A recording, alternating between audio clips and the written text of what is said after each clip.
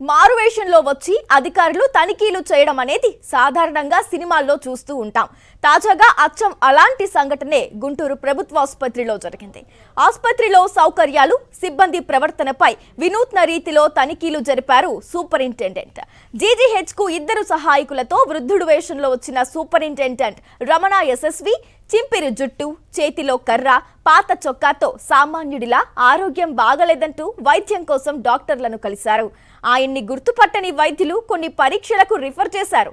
పలు విభాగాలకు వెళ్లిన ఈ డాక్టర్ ఆసుపత్రిలో సునకాలు తిరగడం గమనించడంతో పాటు సిబ్బంది పనితీరును ప్రత్యక్షంగా చూశారు.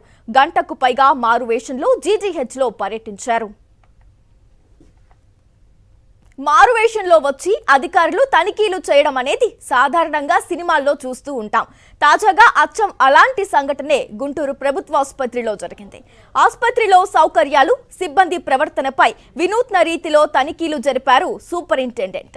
జీజీహెచ్ కు 2 సహాయకులతో వృద్ధుడు వేషంలో వచ్చిన సూపరింటెండెంట్ రమణ యశస్వి చింపిరి జుట్టు, చేతిలో కర్ర, పాత చొక్కాతో సామాన్యుడిలా ఆరోగ్యం బాగలేదంటూ వైద్యం కోసం డాక్టర్లను కలిశారు. ఆయన్ని గుర్తుపట్టని వైద్యులు కొన్ని పరీక్షలకు రిఫర్ చేశారు.